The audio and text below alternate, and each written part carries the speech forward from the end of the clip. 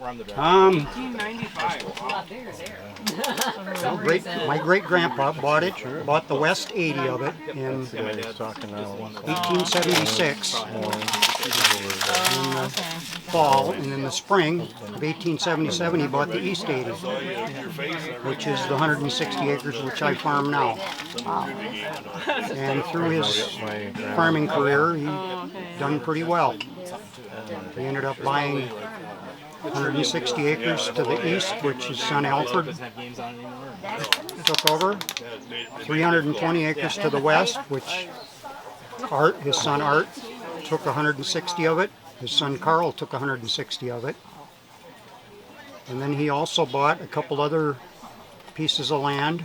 He bought 160 a couple miles down the road here, which he worked with his brother Otto, and his brother Otto took that. He's young, and that was a younger brother, right? Yes. Yep. So Otto was his younger brother. Otto helped him, and then he got homesteaded. He got the land. Yep. He helped Otto get started farming, and he helped his boys get started farming. And he was the eldest. Yes, he was the oldest. He was, I think, 13 or 14 or something when he came over from Germany with his parents. And who built the house? This house? I'm not sure who the carpenters were, but the story I was told from my Uncle August, where St. Paul's Church was, where the cemetery is, where they're all buried, the carpenters, there was a house kitty corner across there which was a Ratke place, which he was married to August's sister. They built that house, then they built the church, then they built this house. Wow. Same crew of carpenters, just from there to here to here. Did all the building. So the picture of the house there in the deal. Okay, I'll go look at it. It was 4 years old in that picture. Wow. And that's the same house you see behind. These would be the son, and then the son of here, and I'm the son of here. So I'm fourth generation. So you're Russell. I'm Russell. Okay. So to confuse this more, And Dan will be around later on. Carl, who was known as August, had a son Carl and a son August. Daniel? So it gets very confusing when you talk about Carl and August, because which generation and which name exactly are you talking about? But that Carl can't be that. Charles. There you go. That's not. He will be later. He's known as Carl to everybody, but on the deed to the farm, it is They Charles. live up in the This city. can't be his son. He's only 12 years It's not too old. far, but he has No, to that's work just today. the farming. Yeah, He that's the was, farm. he was When they started the farm. when they started the He's planning farm. to come. So his name was on the Come down, list. though. Yeah, he bought the farm in 1876. Oh, I don't want to knock it down. Frank, Alfred, Art, Esther, my dad, and Ada. That's all the kids. Okay. great grandpa. Is this supposed to be this house here? I'm thinking that is this house. August and Anna.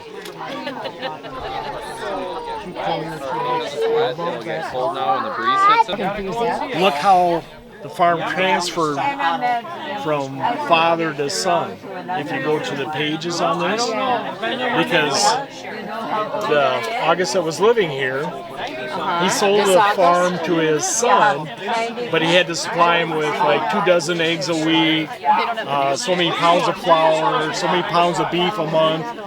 And they still lived here, but that was a part of the deal of buying it. Okay, and then it goes on to the next generation. He sold it for $1. The whole farm to the grandson. So and all that's in the book. The stories about transfer. So these are the 4 people. Check out this story. That back in the dirty 30s, when they had the Depression, he went to look for work in North Dakota and left his wife in Wells and his oldest son, and then went to North Dakota. Well, there's no documentation where they ever got divorced. And he remarried and had another family in North Dakota, and she remarried and had another family down in Wells. Just since you got the camera rolling, right? Okay, this is Carl Groskreutz, and his wife Ernestine that left Germany with their 4 children. Oh wow. Their last child was Otto Groskreutz, and he was born, that's your family. Otto was born in Minnesota after they arrived. So they came in 1874, and Carl's his younger brother, Gottlob, was the one that was here 5 years previous. He was in 1869. He had 5 children. 2 boys, one got married, one didn't. The married one never had any children. He had 3 girls. One didn't have any children, the other 2 got married and had kids. And one of them was, the name Putz will mean a lot of people here. She married a Putz, and they had an implement dealership in Minnesota Lake, and that's where a lot of the Groskreitzes bought their equipment. They kept it all in the family. So these are the original ones from Germany that came here, the oldest ones that we would have in this gravesite. And I'll try to answer any questions you got. There's a whole lot of stones out here that are all Groskreitzes. If you go, his oldest son would be Carl, and that's our family. And then they have stones like Anna here. She was one of the youngest. They had 14 kids while she was, she passed away when she was born.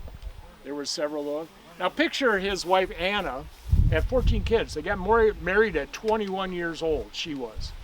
She passed away at 42 after the last child was born of kidney failure. She was basically pregnant all her adult life. That's how it went those days, right? So there's a lot of history right here. The church is no longer here. If I remember the story, it's down in Keister. If I got that right? Bryceland. Yep. So they moved the church. Prairie River Camp. Prairie River Camp. Yes. They moved the facilities down there. Put a basement and everything under it. But when you start looking around, there's a lot of, you'll see Groskreutz stones. A lot of Teshes are involved in all this too. And there's some here, but more in the St. John's Church, so on the way over to Danville. Gottlob was here in 1869. He wrote to his brother in Germany that, okay, there was an opportunity in Germany. They only got so much land. The oldest son got the farm. Yeah. Everybody else had to find their own way in life. They had, you were pressed into military service. There was always wars going on in How are Europe you at the supposed to time. make a living if you're So in war? there's 2 grades. There's land available here, and you didn't have to do military service. The other part is, when you look at it, they came in 1874. The Civil War was over in 1865. So things are pretty fresh, of the trouble here. So then they would come here, and they had land opportunity. Where are we going? And what they ended up doing is they had the opportunity to buy the farm at Russell's. And then they were only here like 2.5 years. They bought that farm. They bought 180 of the 160, Right. and then they bought the other 80 a continued year or on. 2 later. So it was his brother. Who wrote him the letter? His brother, Was his Gottlob, brother. the younger Okay. brother. Okay. And like I described, there was 5 kids. Yeah, you know, right. And so the name never carried on. They kind of died out. And I can point out where the farm was. We're not going back that way, but Sure. but he wrote his brother, sent him the money to you come. gotta come over here. He sent him money so he could get here. Yeah. And then he helped they hauled his Gottloeb's equipment over to the Big Cobb River so Carl could start farming there the first year till he had enough money to buy his home. And I don't know this, but I think what happened is he lent him the money for the down payment to get started. And originally he thought he was nuts for paying that much for farmland. I think it was $40 an acre or something, but it was a lot of money back then. Absolutely. So he helped him out getting started, and then he saw what he was doing, and they collaborated a little bit together. So, Wow. and that's the best I know it. I might be completely wrong, but that's the way I understand Yeah. it. So That's crazy. I think. Is Emmanuel, God with us. Do you have any information about the faith of our distant ancestors and how that may have been involved with their transition to live in this country? the best I can come up with, as far back as I go, is our immediate family is Lutheran. There is Groskreitzes in Wisconsin. They spell them with 2 S's. The vast majority of them are Catholic. If you go to Utah, I personally met, and well, we got time, so I'll tell a story. We were on a trip to California. I dragged my kids all over the country on all over these vacations, and then I got to stop and see family members I'd never met before. So we had an address. I had a phone number. I contacted them. We were going to meet these Groskreitzes in Utah, and I can't exactly remember the name of the town now. And of all things, we drive up to their driveway, and there's a big sign over the garage door that says, "Happy birthday." And I'm thinking, how did they know? Because it was actually my birthday that particular day. And it was a husband's birthday that same day that we were related to, and I didn't know that.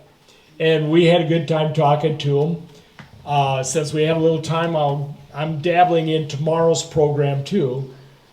You're probably the highest ranked military one. I believe many of you know of a Heidi Groskreutz from California. She was on TV, and I got to get the exact name of the program. The dancing program. Yeah, it was a dancing program. It wasn't Dancing on the Stars. It was something else. It was. No.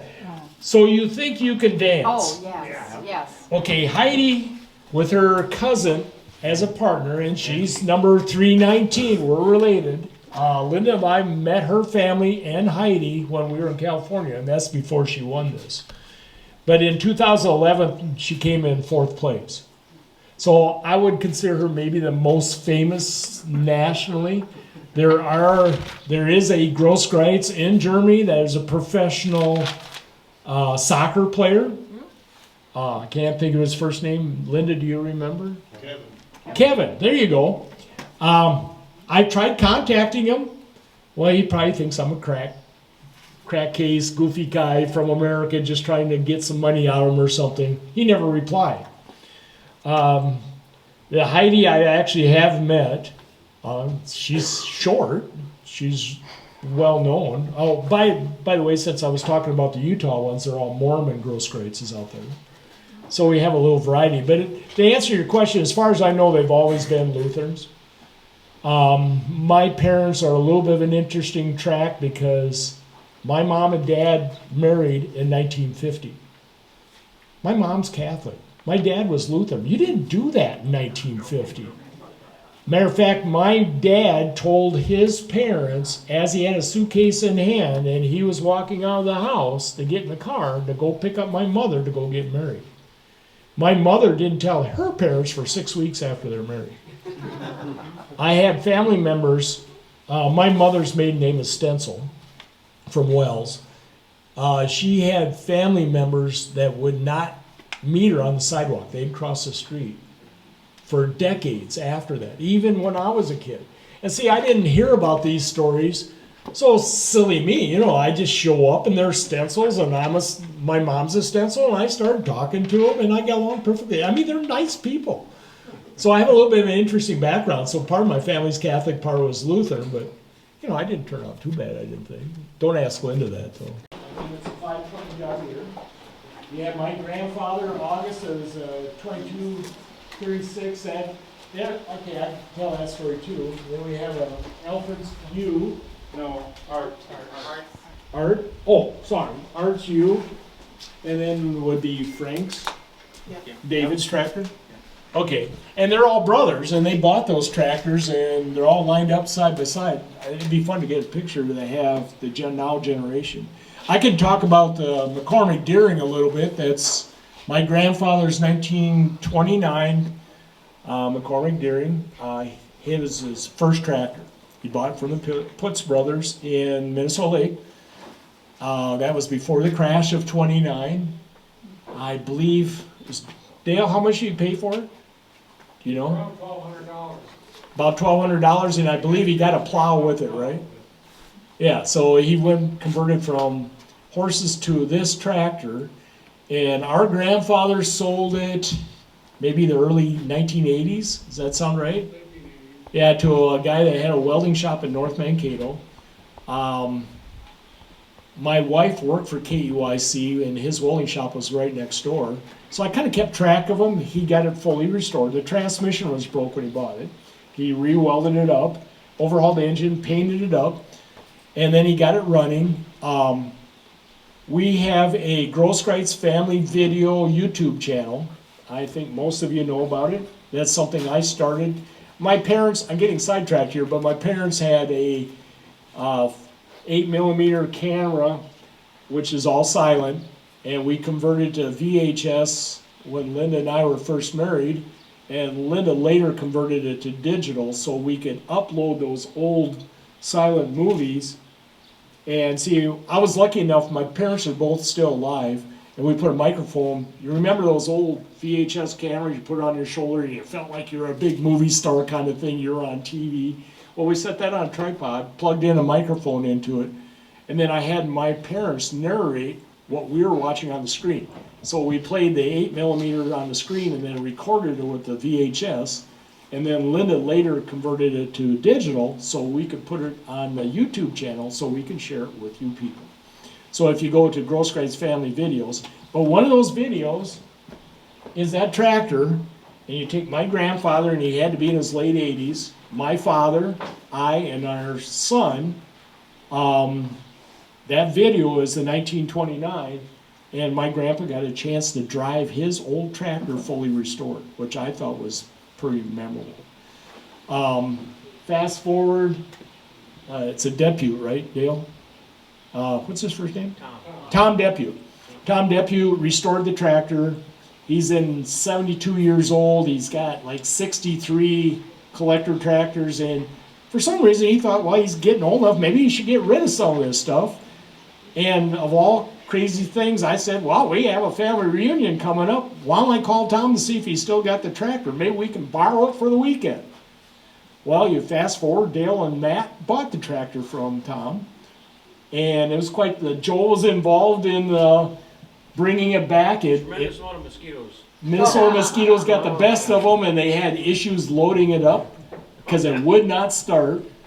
In the video, it starts. And he made it look pretty easy, but that was back in 90-something. Right. It's because Tyler was born in 88, right? So he might have been 2 years old or so when we did the video. We had 4 generations with that tractor, so that was pretty neat. But it's here in the yard again. So I can tell that story. David's done a terrific job, fully restoration on his dad's tractor. And you go all over with it. He brought it over on a trailer like it fit on there, like you do a lot of pulling around with it. And I've seen video you actually pulling logs out of the forest with a big smile on your face. It sounded pretty good, didn't it? It sounds tremendous. Do you want to talk a little bit about it? We still got time before supper. Yeah, it started out with August and Elford. They bought the picker, and my dad had the tractor. So they worked together then, and later on, Bill started farming. So them other guys got a tractor, and then they got another picker for my tractor. It had 3 manure loaders on it in its lifetime. It did a lot of custom manure loading and gravel loading and this and that. Anyway, I've kept it alive all these years. Well, thank you. Thanks for bringing it over. Don't raise your hand. How many Groskreutz have swam in the Groskreutz pit? See, there is a few of them. There was a lot of girls and adult beverages involved, and a lot of good times, and we were told that we probably should stay away from there. I don't think we all did, though. Fast forward in 1977, if I got the year right, Dale, they put asphalt on that county line road, and that was too easy of access, and all of a sudden everybody quit partying there. The pit was formed when they hauled gravel out to, if you go back far enough, all our county and township roads were all dirt. And they found, well, gravel was an important thing. And they dug it all out with horses and Model T trucks. I believe it was a half a yard at a time, if I got the story right. And I always thought it was interesting, if you blew a tire and it had to unload the load where you blew the tire so you could change it, you never got paid for hauling that particular load. So you had to fix the tire and go back and get another load. So the Groskreutz pit was kind of an interesting spot. You can talk to a lot of different other than Groskreitz's, and you bring up the Groskreutz pit. Oh yeah, I know somebody was there or had a good time. There used to be a cottonwood tree. Well, the cottonwood tree is still there. I think the rope is no longer. There was a big, they used to swing out all over the bank, over the water and drop in. I always heard rumors that somebody passed away or drowned out there. I don't know if that was ever true. I don't know if anybody can. It was in the 1920s or 30s. Was there somebody passed away there? Somebody actually drowned in there. Okay. So maybe you want to talk about the Groskreutz pit, Russ? Yeah, I don't know if there's much to say. It's pretty scummy now. Okay, I was way too young when we left that area. Okay. So in other words, I should go a different direction. How are we doing on time? Hey, you're a big boy. Yeah, I don't. I was an angel. Just tell my wife. Okay. Yeah. Anybody else want to talk? There's stories to be told. Everybody knew that. Groskreutz means large, which is gross, and Kreutz is cross. So it's big. What? Amen. Exactly. I don't need to elaborate on that. It was large cross. So, any other questions about the tree or the book I can answer if you can wade your ways through it? Or They're already in the paper. I took a picture. But anyway, so I'm here because Matt invited me.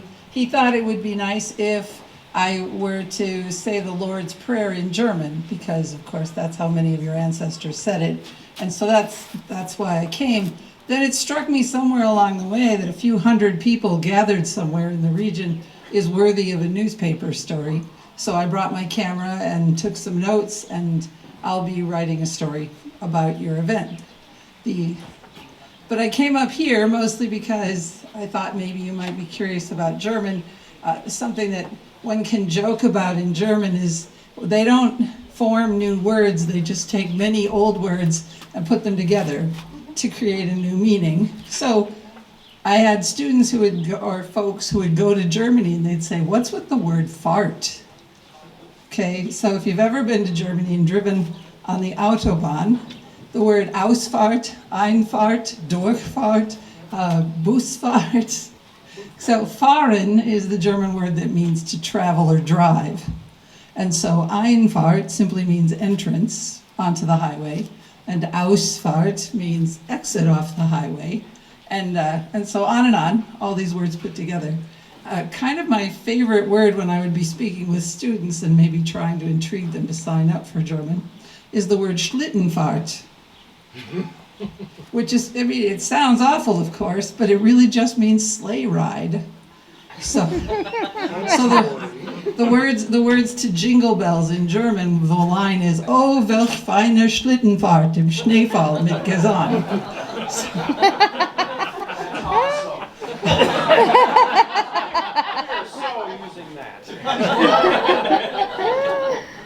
More like a Y. And so Johann would be pronounced that way, but it's the German equivalent of the name John. I'm kind of surprised that Carl is spelled with a C here. I see it both ways. Okay.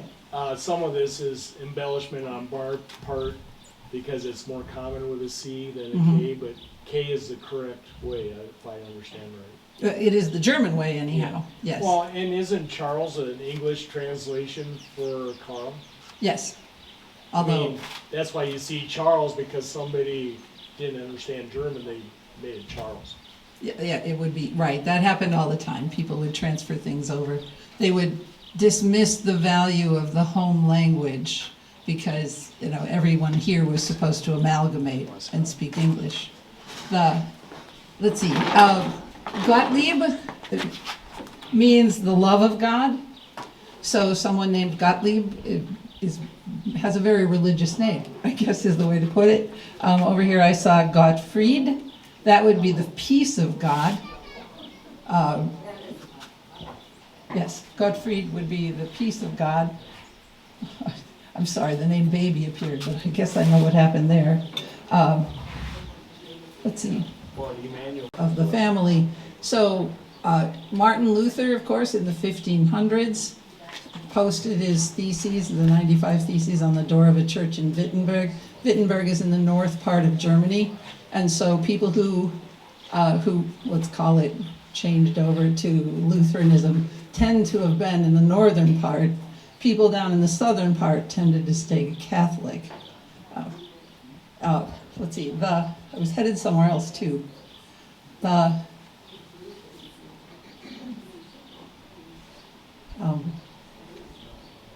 There was another idea that got away. With the Lord's Prayer, you'll probably understand, you'll probably recognize a few words mixed in. Vater unser im Himmel, geheiligt werde dein Name, dein Reich komme, dein Wille geschehe wie im Himmel, so auf Erden. Unser tägliches Brot gib uns heute und vergib uns unsere Schuld, wie auch wir vergeben unseren Schuldigern. Und führe uns nicht in Versuchung, sondern erlöse uns von den Bösen. Denn dein ist das Reich und die Kraft und die Herrlichkeit in Ewigkeit. All right, and the words to the common table prayer, come Lord Jesus, be our guest. Komm, Herr Jesu, sei unser Gast und segne, was du uns beschert hast. Danke dem Herrn, denn ist freundlich und seine Güte währet ewiglich. Amen.